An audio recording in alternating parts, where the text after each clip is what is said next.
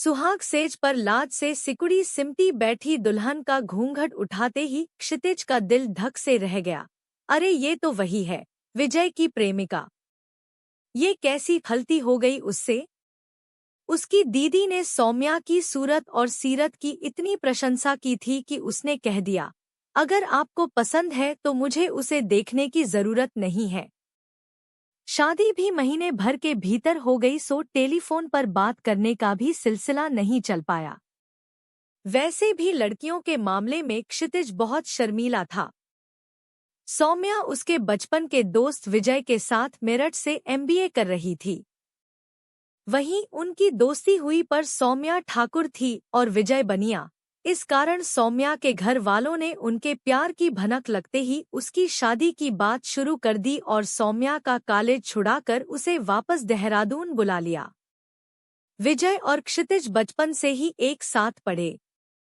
12वीं के बाद क्षितिज इंजीनियरिंग करने खड़गपुर चला गया और विजय ने बरेली में ही बीएससी ज्वाइन कर लिया। पर संयोग से जब दोनों मित्रों की नौकरी नोएडा में लगी तो दोनों फिर एक दूसरे के करीब आ गए। तभी एक दिन विजय ने सौम्या का जिक्र किया था।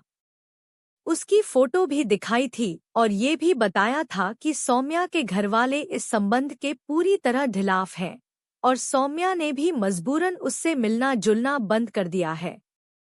फिर एक दिन दूर से ही उसने क्षितिज को सौम्या को दिखाया भी था, जो किसी कार्यवश अपने पापा के साथ नोएडा आई थी। फिर अचानक एक दिन विजय ने सूचना दी कि उसने बैंगलोर की कंपनी ज्वाइन कर ली है, ताकि दूर जाकर नए माहौल में वो सौम्या को भूल सके।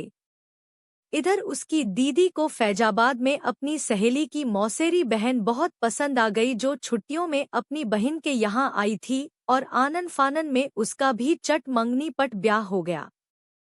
विजय ने छुट्टी न मिलने की असमर्थता जताई थी। अपने खूबसूरत जीवन साथी की रंगीन कल्पना में विजय की प्रिया सौम्या का नाम क्षितिज के जहन से ही निकल गया था। फिर वैसे भी सौम्या का घर का नाम गुड्डी था, अतः दीदी भी यही नाम लेती थी। पर आज अचानक वो नाम इस मोड़ पर आकर यूं याद आएगा, ये तो उसने कल्पना भी नहीं की थी। आप सौम्या, मेरा मतलब है। कुछ बोलने से पहले ही वो हकला गया। सौम्या ने उसी समय अपनी कंपकंपाती पलकें ऊपर उठाईं तो उसे लगा जैसे कायनात एक पल को ठहर गई हो। सौम्या वाकई बहुत खूबसूरत थी, पर इससे पहले कि उसकी आंखें उन झील सी आंखों में डूबती, वह संभल गया। मेरा मतलब है, ये शादी आपकी मर्जी से हुई है। जी। एक पल नाजुक होंठ थरथराए पर शीघ्र ही संयत हो गए। हाँ। पर आप ऐसा क्यों पूछ रहे हैं? आप विजय गुप्ता को जानती हैं? इस बार उसने सीधा प्रश्न किया तो सौम्या के चेहरे पर एक साथ कितने ही रंग आकर लौट गए। हाँ, जानती हूँ। उसका स्वर धीमा किंतु संयत था। आपने उससे शादी क्यों नहीं की? क्योंकि वो आपकी जाति का नहीं था और आपके घरवाले इस संबंध के खिलाफ थे। इस कारण मजबूरी।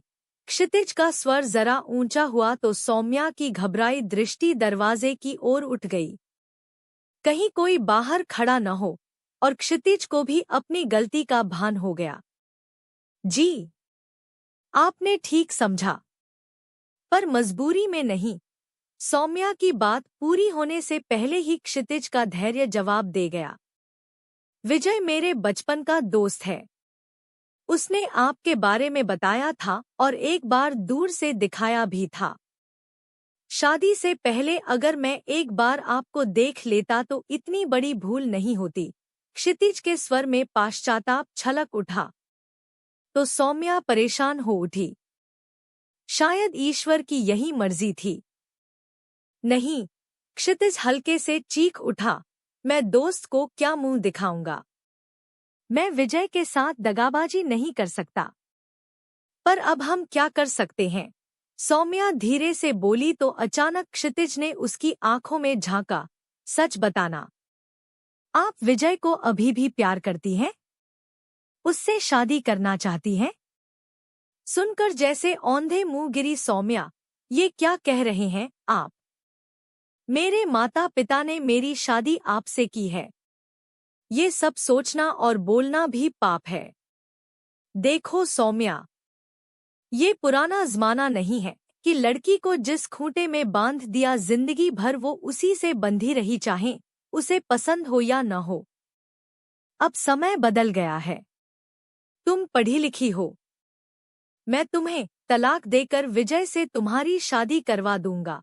क्षितिज ने जैसे निर्णय ले लिया, पर सौम्या आशा के विपरीत सख्त हो उठी। कभी नहीं। मैं अपने माँ पापा को बहुत प्यार करती हूँ और ये भी जानती हूँ कि वो हमेशा मेरा भला ही सोचेंगे। इसलिए मैं उन्हें जरा भी दुख देने की बात सोच भी नहीं सकती। अचानक क्षितिज को कभी विजय से हुई बातचीत याद आ गई। विजय की माँ भी इस संबंध से खुश नहीं थी, पर उसने कहा था, सौम्या तैयार हो तो हम कोर्ट मैरिज कर सकते हैं, और एक बार शादी हो जाएगी तो मम्मी भी उसे बहू मान ही लेंगी। फिर मियां बीबी राजी तो क्या करेगा काजी, कहकर वो हंस दिया था। कितना अंतर था दोनों की विचारधारा में, या शायद संस्कारों में। जहां सौम्या अपने माँ बाप को दुख पहुंचाने की बात सोच भी नहीं सकती, वहां विजय सिर्फ अपनी खुशी देख रहा था। वह सौम्या की साफगोई से भी प्रभावित हुआ था। हम कल इस बारे में बात करेंगे। बहुत थक गया हूं। तुम भी सो जाओ, कहकर क्षितिज वहीं पड़े दीवान पर पसर गया और सौम्या चुपचाप पलंग पर लेट गई, जहां उसके सपनों की तरह फूल भी मुरझाने लगे थे। दूसरे दिन घर में सब लोग उन दोनों से चुहलबाजी करते रहे, पर किसी को असलियत की भनक भी नहीं थी। रात में कमरे में पहुंचते ही क्षितिज ने दीवान पर ही तकिया रख लिया। सौम्या, मुझे कुछ समय दो, तब तक बेहतर है हम अलग रहें। घर से मेहमान विदा होते ही उसने सबसे पहले विजय को फोन किया। अरे, तुझे अपनी नई नवेली से इतनी फुर्सत मिल गई कि तू अभी से मुझे फोन कर रहा है? विजय ने हंसते हुए पूछा। हाँ, और ये तो बता भाभी कैसी हैं? तेरे सपनों की चौखट में तो फिट बैठी ना? डेटिंग के इस युग में तूने बिना देखे शादी कर ली। वह बहुत खूबसूरत है, मेरी कल्पना से भी परे। क्षितिज की आवाज में संजीदगी थी, जिसे महसूस कर विजय बेचैन हो उठा। तो फिर क्या हुआ? क्या उसका कहीं इश्क विश्क? जानते हो विजय, जब मैंने उसका घूंघट हटाया तो वो चेहरा कौन सा था? पहेली मत बुझा, साफ बता। विजय थोड़ा उकता गया। सौम्या का। क्षितिज का स्वर बर्फ सा ठंडा था, पर विजय का पांव जैसे अंगारे पर पड़ गया। ये क्या मजाक है? मजाक नहीं, यही सच्चाई है। और मैंने तुमसे यही पूछने के लिए फोन किया है कि आगे मैं क्या करूं। मैंने उसकी उंगली तक नहीं छुई है। मतलब? क्षितिज, इतना ही कह पाया विजय। इस अप्रत्याशित स्थिति की तो उसने भी कल्पना नहीं की थी।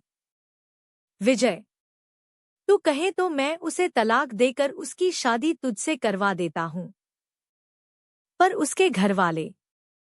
विजय असमंजस में था।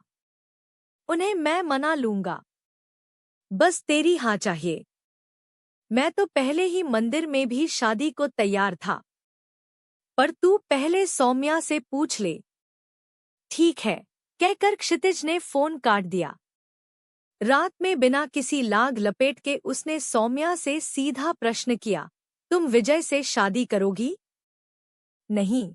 आशा के विपरीत उसने भी सीधा उत्तर दिया, तो क्षितिज ने उसके दोनों कंधे पकड़ उसकी आंखों में झांकते हुए उससे सच उगलवाना चाहा। क्या तुम उसे प्यार नहीं करती? देखिए, हम अच्छे दोस्त थे, एक दूसरे को पसंद भी करते थे, पर ये दोस्ती प्यार में परवान चढ़ती इससे पहले ही मुझे घर वालों ने कॉलेज से वापस बुला लिया और मेरी शादी आपसे तय हो गई। सौम्या की बात में सच्चाई झलक रही थी। पर तुम क्या चाहती थीं? क्षितिज अभी भी दुविधा में था। मेरे माँ बाप का आदेश मेरे लिए सर्वोपरि है। मैं उनकी बेटी हूँ, और अगर मैं उनको धोखा दे सकती हूँ, तो फिर मैं किसी को भी धोखा दे सकती हूँ। सौम्या का स्वर थोड़ा सख्त हो गया, पर क्षितिज अभी भी संतुष्ट नहीं था। पर कहीं तुमने सिर्फ उनका मन रखने के लिए तो मेरे साथ साथ फेरे नहीं लिए? नहीं, क्योंकि मुझे मालूम है कि मैं एक बार भावनाओं में बहकर गलत कर सकती हूँ, पर मेरे माँ बाबूजी हमेशा मेरे लिए अच्छा करेंगे। मेरा विजय से दोस्ती के अलावा कोई संबंध नहीं रहा। पर फिर भी अगर आपको शक हो तो आप मुझे बेशक सजा दे सकते हैं, पर भगवान के वास्ते तलाक का नाम मत लीजिएगा। सौम्या की आंखों में आंसू भर आए तो क्षितिज का मन पसीज गया। नहीं, ऐसी कोई बात नहीं है, तुम आराम से सो जाओ। रात भर वो ऊहापोह में रहा, पर सुबह उठते ही उसने निर्णय ले लिया था। सौम्या की आंखों में उसे सच्चाई नजर आई थी। उसने पलंग पर नजर डाली। पलंग खाली था। पता नहीं वो कब उठकर बाहर चली गई थी। नहा धोकर जब वो चाय लेकर आई तो क्षितिज उसे देखता रह गया। पीली साड़ी में जैसे साक्षात बसंत उतर आया था। चाय पीकर मैं तैयार होता हूँ, मंदिर चलना है, क्षितिज ने चाय पकड़ते हुए कहा तो सौम्या की प्रश्न भरी दृष्टि उसकी ओर उठ गई। ईश्वर का आशीर्वाद लेकर ही तो हमें अपना दाम्पत्य जीवन शुरू करना है, क्षितिज ने मुस्कुरा कर कहा तो सौम्या का चेहरा खुशी और लाज के सिंदूर से नहा उठा। उसके संस्कारों की कीमत उसे मिल गई थी।